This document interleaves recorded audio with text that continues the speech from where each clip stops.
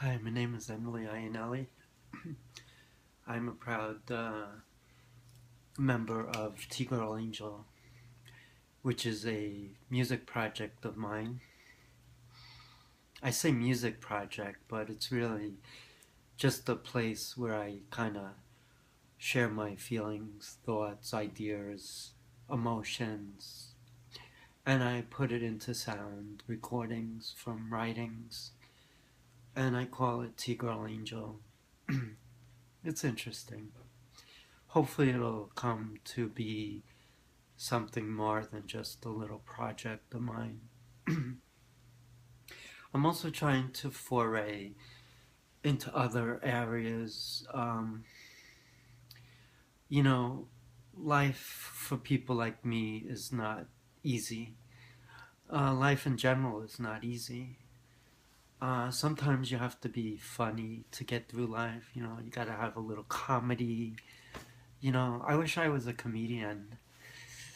I think I'd have more fun if I looked at the world in a different way. I was always thinking how people can come across and show a side of themselves that lends themselves to humor. And I was thinking, you know, one of the greatest music uh, artists that had a big influence on my life and sadly took his life was Kurt Cobain of Nirvana.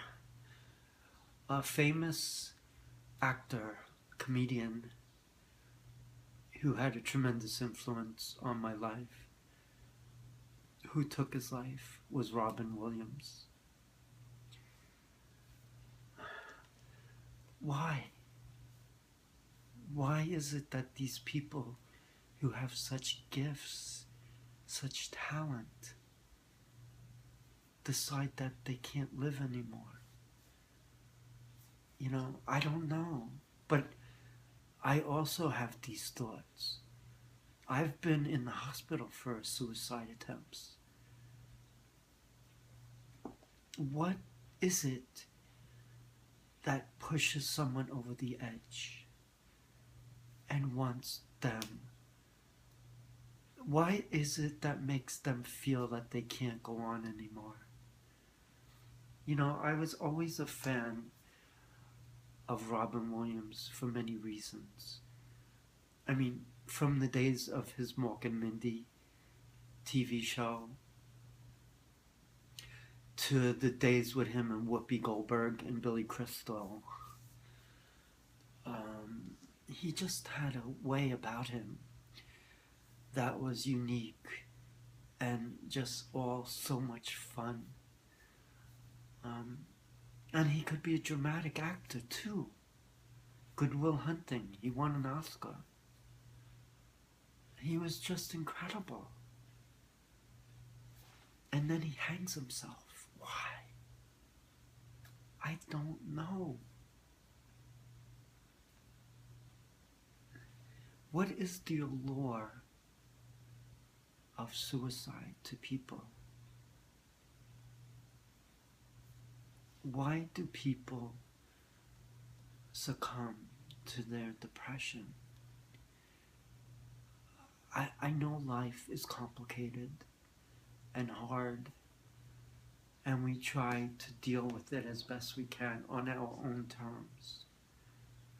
And believe me, if I knew the answers as to how I could prevent someone from taking that final act,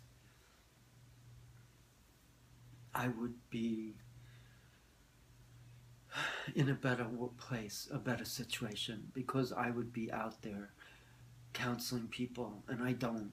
All I do is I sit back and I read stories of these tragedies, and I learn what it is, that inner pain that these people go through.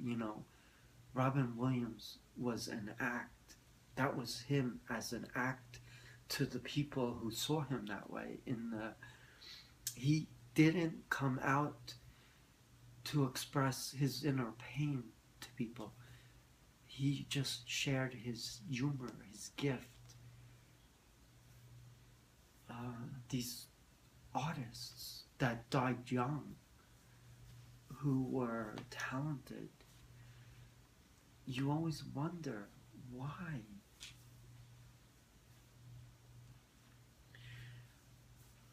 I know, being transgender, that I'm in a community of people that have a high susceptibility towards suicide.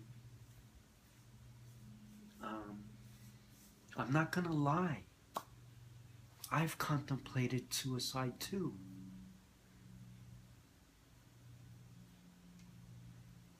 It's very scary. You don't know what a person goes through when they're on the edge. You don't know. I may seem fine today, but tomorrow you don't know. I take medication. I'm on Depakote. I'm on Seroquel. I was on Zoloft. I'm also on my hormone pills. I'm on estradiol and anti-testosterone, spironolactone. And I need these medications, the antidepressants and the mood stabilizers for my mood, and and my bipolar disorder, and obviously the hormones and the anti-testosterone for my male to female transgender transition. I used to live as a guy. I was depressed. I pretended. I hated my male side. I appreciate being a father. God, I love being a father. I love being married to my wife, who I love. I don't know if it's gonna last. I have no clue. I'm not living as a male anymore, so obviously my wife is not happy. I don't understand what it is that makes people struggle.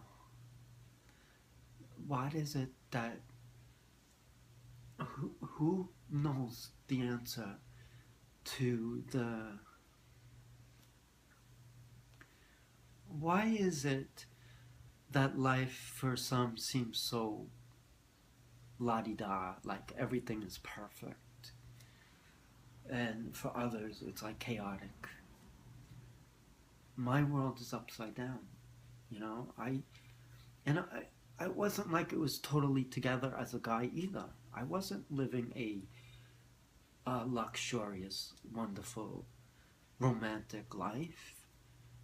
I struggled when I was a guy, and I'm struggling as a woman. And people still don't think I'm a woman. They think I'm a guy in drag. Whatever, I don't give a shit. If that's their opinion, then that's their opinion.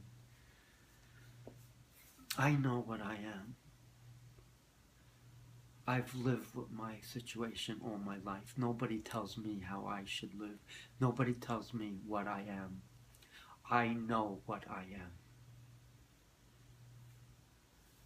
And I am fed up with the critics.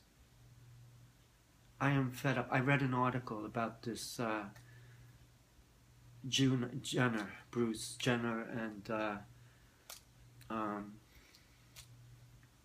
what's her name now? Oh gosh, I can't remember. I don't believe it. Whatever. Ms. Jenner is a woman, trans woman, transsexual woman. And I read an article that said that it was a mockery, that he was making the biggest mistake of his life. That they doubted his intentions and wondered if it was real.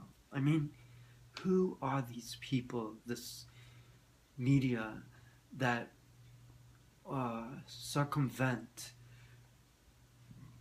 other people's lives? You know, who is it to tell someone how they should live or feel? I don't know. I'm getting pretty upset about it.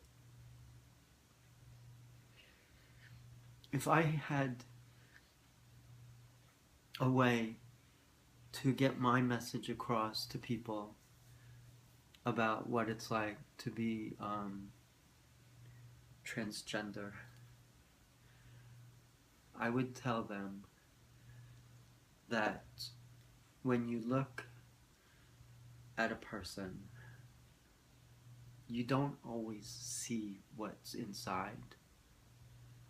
You don't see the hurt. You don't see the pain. You don't see the struggle. You don't see any of that. You may see a person on the outside that looks fine and happy. That's what Robin Williams looked like. Did anybody know he was going to commit suicide?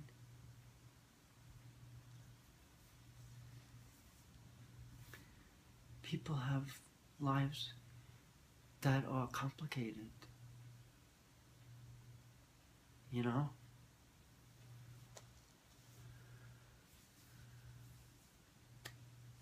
I applaud Ms. Jenner for her decision, her courage.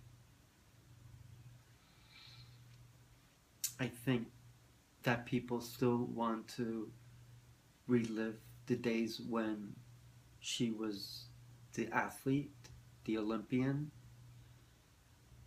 the sports hero, and they can't make that change in their mind about her going from that stereotypical male role to a female. And I can understand that to a degree.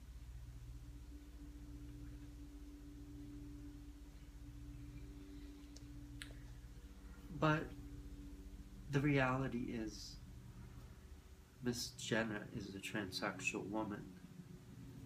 And I read something that she said,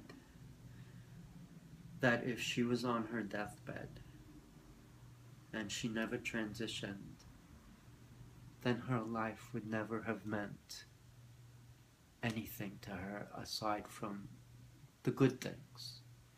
But she would never have really lived her true essence as a woman. And that is what people don't seem to understand.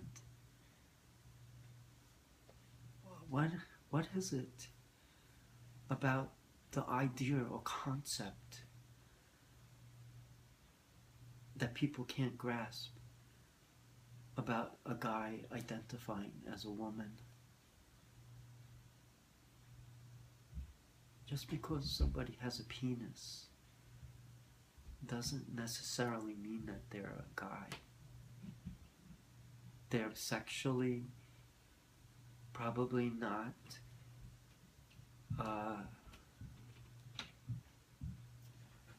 in that sense about it, but in other ways they just have to deal with what they are, and that's the bottom line. It is what it is, and there's no two ways around it. I will have to do a part 2 or just go in a different direction. I might just go in a different direction.